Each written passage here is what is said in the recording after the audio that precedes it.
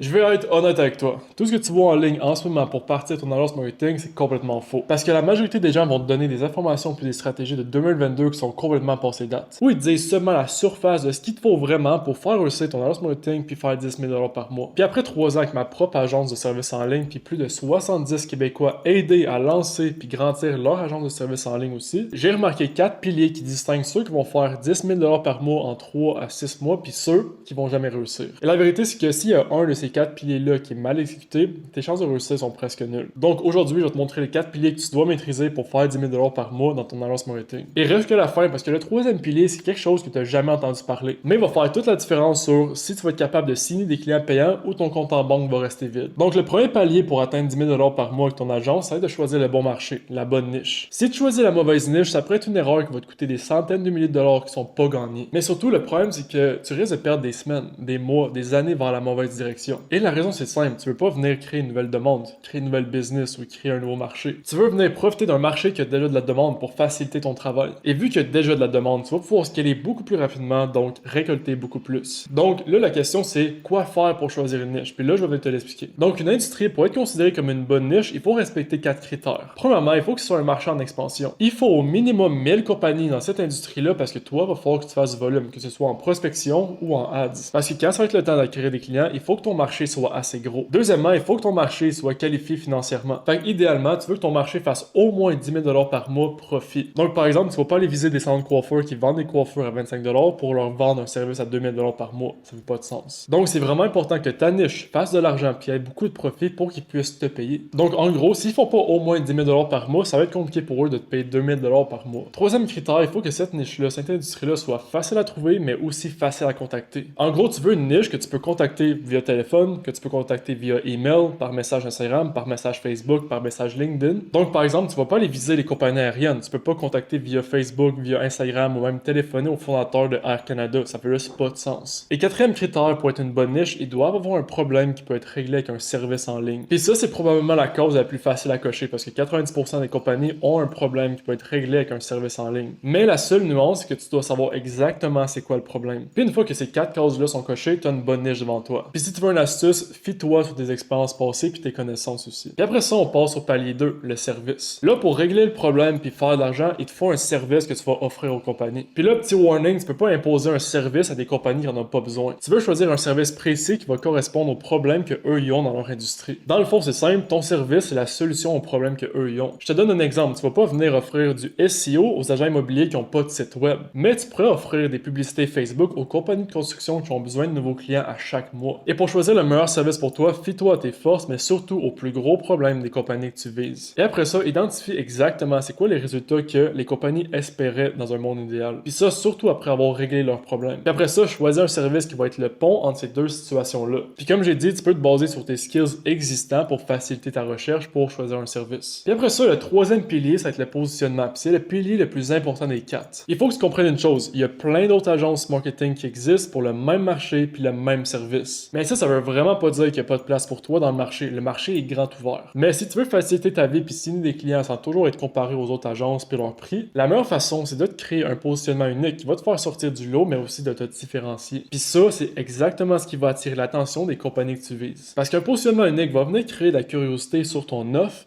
sur ta business. Parce que pour faire simple dans la vie, tout ce qui est nouveau va attirer plus d'attention, donc plus de clients. Tu peux créer un positionnement unique sur ton offre, tu peux aussi le faire sur la façon que tu délivres ton service, aussi sur ta business, fait comment tu opères, ou même un positionnement unique sur toi personnellement. L'important là-dedans, c'est que toi, tu te crées un edge. Puis ça, exactement, ça va te permettre d'éliminer la comparaison aux autres agences. Et ça, surtout dans les appels de vente, qui va te permettre de closer beaucoup plus rapidement à un meilleur prix. Après ça, le quatrième pilier, c'est ton offre. Puis là, first, laisse-moi être vraiment clair. Ton service, c'est pas ton offre, c'est ton véhicule. Ton offre va venir promettre aux compagnies un résultat grâce à ton service. Puis dans l'offre, il y a 3 parties principales. Premièrement, c'est quoi le résultat que tes clients vont avoir en utilisant ton service? Deuxièmement, le time frame, fait que la durée de temps. En combien de temps est-ce qu'ils vont avoir les résultats promis? Puis troisièmement, le risque. Puis ce que je veux dire là-dedans, c'est que chaque transaction comprend un risque. Le risque de ne pas avoir de résultat. Donc la question, c'est de savoir qui va avoir le risque. Est-ce que la compagnie va prendre un guess sur toi puis croiser les doigts? Ou tu crées une garantie de résultat pour mettre le risque de ton bord? Que dans un scénario que toi, tu délivres délivre pas les résultats, la compagnie avec qui tu work est protégée. Ça peut être une garantie de remboursement, ça peut être aussi une garantie que tu travailles avec eux gratuitement jusqu'à temps que tu atteignes les résultats avec eux, ou même tu peux partager le risque avec ton client en offrant un partage de revenus généré. Ajouter une garantie va rendre ton offre 10 fois plus facile à vendre. Le plus, tu peux réduire le risque du côté de tes clients potentiels. Le plus facile puis rapide va être sa décision d'y aller avec toi ou non. Donc, ça, c'est les 4 piliers à maîtriser pour réussir dans ton agence marketing puis faire 10 000 $ par mois. Et s'il y a un des 4 piliers qui est mal exécuté, tes chances de réussir puis de réussir rapidement diminuent grandement. Puis, en d'autres mots, ce qui peut prendre quelqu'un 3 mois pour atteindre 10 000 $ par mois pourrait te prendre toi 2 ans. Mais au moins là, tu as les fondations pour te lancer. Sauf que pense pas que c'est tout, parce que la vraie job commence au moment que tu vas chercher des clients. Donc, si tu veux savoir précisément comment aller chercher des clients payants pour ton agence marketing, pour atteindre 10 000 $ par mois constant avec ton agence, j'ai fait une formation complète